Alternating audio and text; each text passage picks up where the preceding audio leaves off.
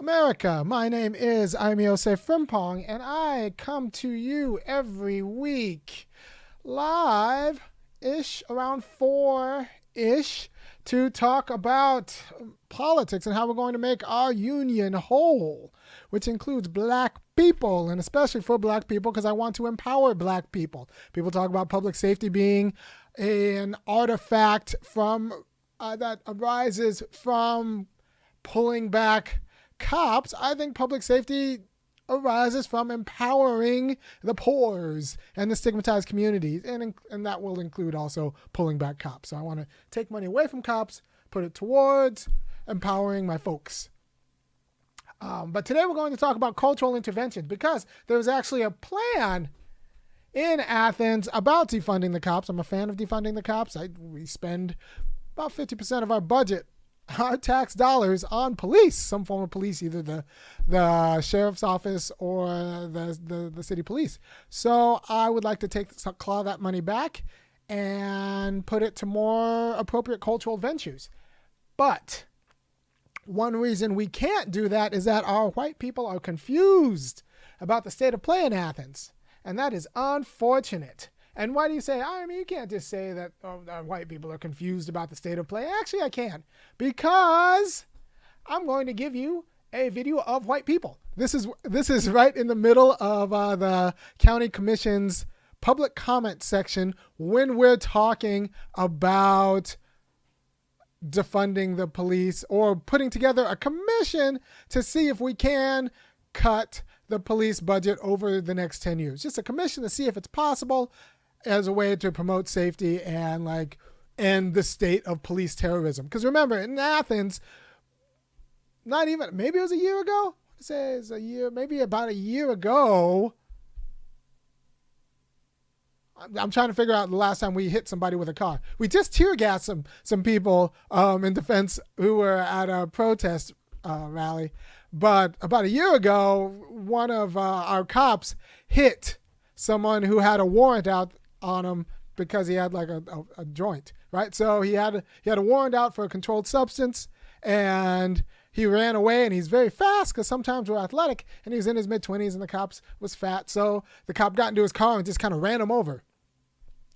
Kind of bumped him a little bit. So we have racial justice issues in Athens, but apparently not if you talk to some white people, because here is the public comment meeting. This is a public comment from a citizen and taxpayer that shows that maybe we have a public culture problem. Athens is not Minneapolis. Athens is not Baltimore. Athens is not Atlanta. We do not have systemic racism here. Athens is not Minneapolis. You got that? I'm going to play it again because I want you to listen closely. This is a citizen and a taxpayer. Now, mind you, Athens is 1/3 black-ish. It's about 1/3 black, and we have a 32 to 38% poverty. Of that 1/3 who's black, that's the citywide. Of that 1/3 who's black, they're too scared to actually count what percent of our poverty is black poverty. But if you walk into public housing, you know that the poor is us.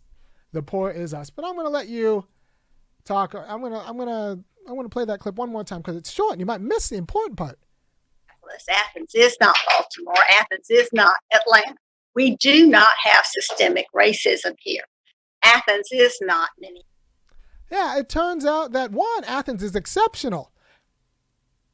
Black people, Athens is not exceptional. We are every black city in the South surrounded by white wealth. There's nothing. Hattiesburg isn't much different than Athens. They'll all have their ticks. I'm sure Gainesville in Florida isn't much different than Athens. Mobile's not much different. There's poor black people surrounded by white people. Some who are poor, a lot of them aren't. And then in the suburbs, there's actually white money that's gained from the poor blacks urban center, right? So that's the same with Charlotte. It's the same with St. Louis. Anywhere there's poor black people surrounded by white money, it's Athens. So we are not exceptional, but yet I've heard this Athens exceptionalist rhetoric used before because I suspect in every city, every time they try to do some sort of racial justice Charlottesville, probably the same. Every time they try to do some sort of racial justice initiative, I'm sure someone says, well, this is special. We're Charlotte. In Charlotte, we don't have this problem that they have in Minneapolis or Baltimore, but it's all the same problem. It's all the legacy of slavery that we've never made whole. It's America's problem. And America did not play favorites. And with that, I'm going to hit the beat. To the beat, y'all. Yeah. Sound good to me. Never change the ways for the world or the government. If I was the president, then I would state facts. You leave it up to me, I paint the White House black and ain't no future in your front. To the beat, y'all. Yeah. Sound good to me. Never change the ways for the world or the government. If I was the president, then I would state facts. You leave it up to me, I paint the White House black and ain't no future in your front. So people may know that I am a philosophy graduate student at the UGA at the University of Georgia, and I do a lot of time studying Hegel.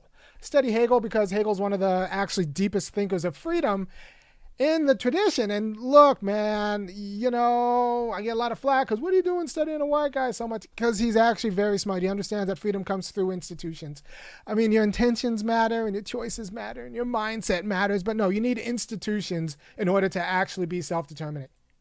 You need institutions. You can only be, you can't really be free if no one actually recognizes your freedom, right? You can't be free in the United States that has legitimized you being like a threat and a terror and a terror, right? You can't be free. So Hegel actually works this out in a way I think is actually it's wonderful. And I'm not the only one who studied Hegel. Huey Newton studied Hegel. Fred Hampton studied Hegel. W.B. Du Bois studied Hegel. C.L.R. James studied Hegel. So I'm in good company when I say that Hegel is very important because he understood the work of institutions in promoting and sustaining freedom. And also, if you don't have the right institutions, you're not gonna be free. So right now I am loading up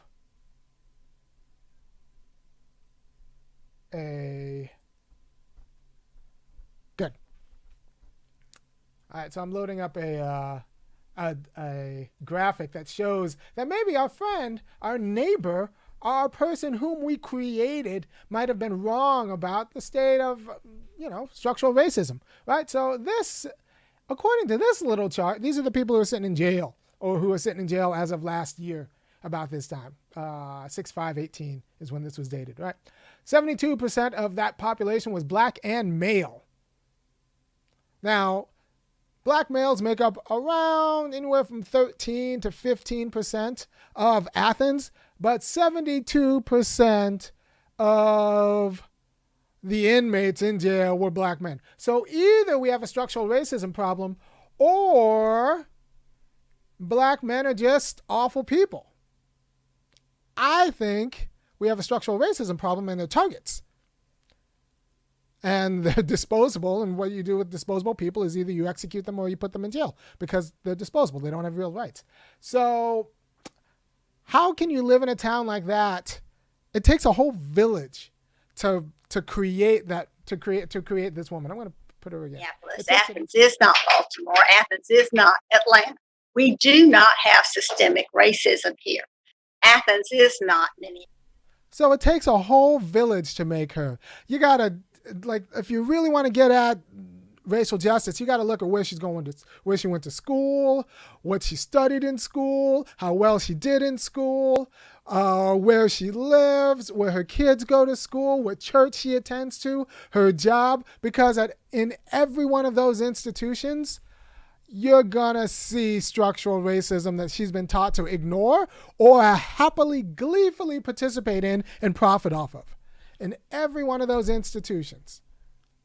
It's not an accident. There's a great book on the Athens Klan called Beyond the Mask of Chivalry, that the Klan's feeding ground, its greatest recruiting ground was the white church in Athens, Georgia.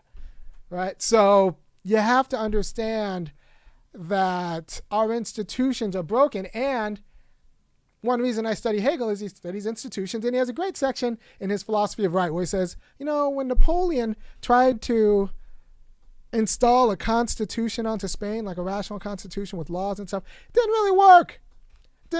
They didn't have the pre-political institutions to support a constitution or a lawful constitution. So it doesn't matter. It doesn't really matter what you do from the top down politically if you haven't rectified the cultural, non-political institutions that would support like lawful, self-determining politics, right? So, for example, it doesn't matter if you can vote if you don't have any control of the media. Right? If you don't have any control of the media is what mediates. It tells you that gives you the information that from which you make your decisions, right? So if you don't have control of the media, some sort of fair say in the media, then the information out of which you make your decisions is going to be distorted. And in a liberal democracy, you might not know this. There's a great book by Jason Stanley called How Propaganda Works. In a liberal democracy, you sustain injustice or authoritarian regimes or quasi-fascist regimes like the United States has by what you leave out.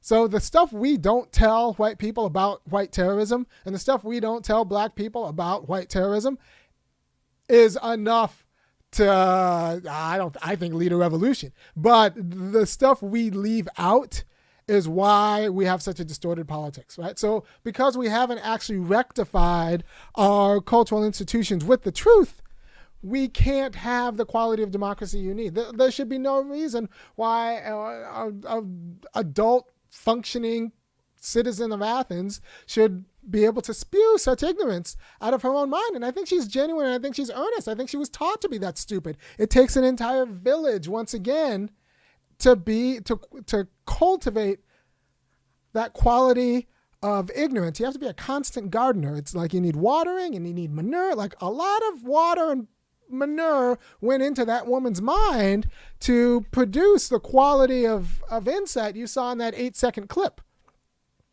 And so confidently too. And I don't think she's alone. So like, it doesn't even matter if you just deal with her.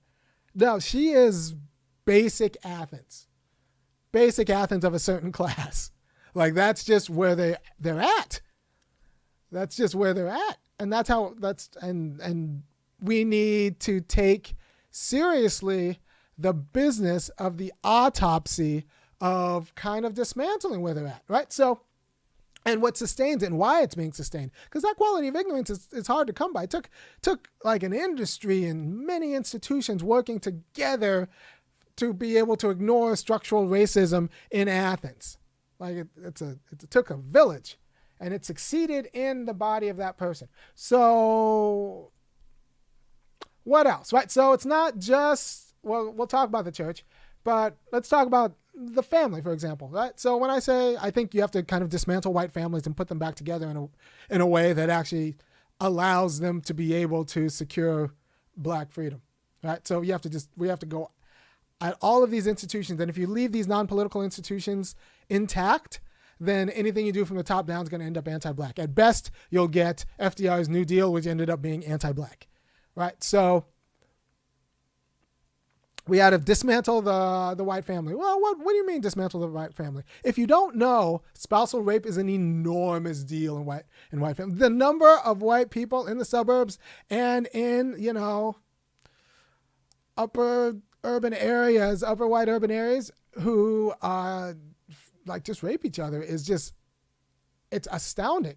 It's astounding. The number of women who are going to wake up tomorrow morning in the suburbs with their husband just inside of them, humping away, is just not something that that's right, because we create jerks. It takes jerks to sustain white supremacy. And you know how jerks screw? They screw like jerks. I had a less G-rated segment on this yesterday, but I want this to kind of be a family, PG-13 episode, so you can watch this with your sons and find out where not just spousal rapists come from, but just like how white supremacy is sustained. So what happens is we need a society full of jerks in order to sustain white supremacy. Those jerks need to reproduce each other. Those jerks have sex, and you know how they have sex? They have sex like jerks have sex, right? So we've just normalized spousal rape in the white church. They call it duty sex. There's a whole book called The Secrets of Eve, where it takes like a 2,000 person survey of women who are just like, rationalizing how their husbands are humping away at them and how that's just part of marriage. But if you fix that sex, if white guys actually had to think about their wives as people during sex, then they might have to think about, that might open the door that I have to think about everybody as a person. I have to think about my employees as a person. I have to think about these black people I've been trained to torture as people. So in order to sustain the racial hierarchy, we've normalized and allowed this sexual assault. And, liberals aren't trying to get rid of this sex because they're like, well, I guess if the wife consents to it. Of course if the wife consents to it. She's going to trade the occasional rape by her husband for, like, all of the perks of white supremacy. There are a lot of perks. So there's that. Your husband uses you to masturbate with every week or so, and you get like the nice house and the nice school and the status and everything of being with him. You could pretend that that's not normalized. And I'm not saying all white people have this kind of sex. I'm saying enough of them have it, and enough of them are related to other people who have it, that it keeps the whole, white supremacy game going, because it sustains a critical number. You don't need every white person to be a jerk, but you need a critical number to be complete sociopaths. And so it sustains that critical number, right? So that's where we are in that situation. We've normalized just not thinking about people as whole people. Right? We've normalized kind of the inadequacy of our educational system by what we leave out. And I think it's made even white people nervous. White people are nervous. And that's why they're anxious and depressed, because they're scared if black people actually become empowered, we might be like you to you. But we won't, because we're kind of an evolved people. But that's what's at stake, right? So we've left so much out of white education that they're just confused about life in a way that's made them depressed. And so you go into a medicine cabinet and you'll find out the truth of that anxiety. How do you carve meaning out of your life if everyone's lying to you about you, and you expect everyone lying to you about you because you're scared of the truth of you, right? So it's hard to carve meaning out of a life like that. So we can't have the truth come in, because then white people feel a certain way. And then we can't have a lie come in, because that'll just confuse them and distort their notion of reality. So what we have is just, the lie, because at least that distorted notion of reality comes with pretty high property values. And in terms of even the family, I'm not one of those guys who says that every Disney like princess cartoon that doesn't end with like a working class peasant uprising and revolution of the monarchy is teaching our kids to ignore the self-determination of the poors and the stigmatized. But it might be the case that every Disney monarchy movie that doesn't end with a working class revolution and turning the monarchy into a constitutional democracy is teaching teaching our children to ignore the plight of the working class and their self-determination and the poors in lieu of a better monarchy, right? So we're teaching people how to be better monarchs as opposed to enabling those people that monarchs step over. That might be a problem, right? So there are these cultural interventions we need.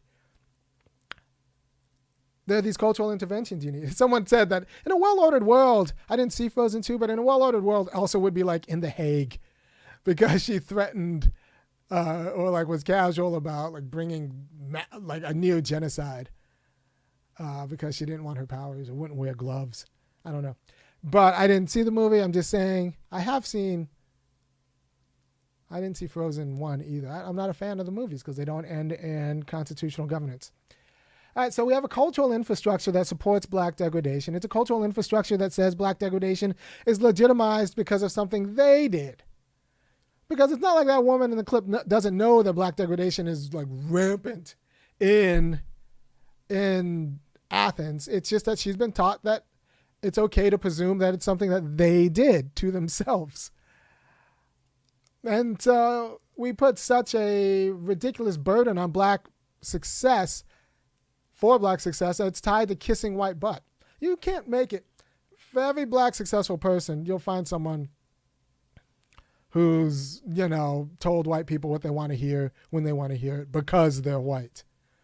Right? You will not find too many white successful people who have felt called to tell black people what they want to hear because they are black. No, white successful people pay other people to do that.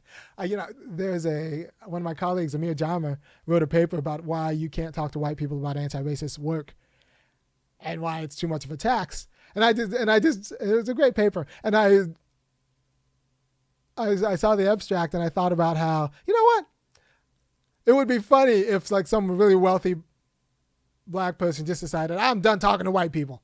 I pay people to talk to white people for me. That's what money's for. I don't want to talk to white people. It's too stressful. I just pay people to talk to white people for me. And that's done. I think that's a funny notion for what some black people would do if they had a lot of money.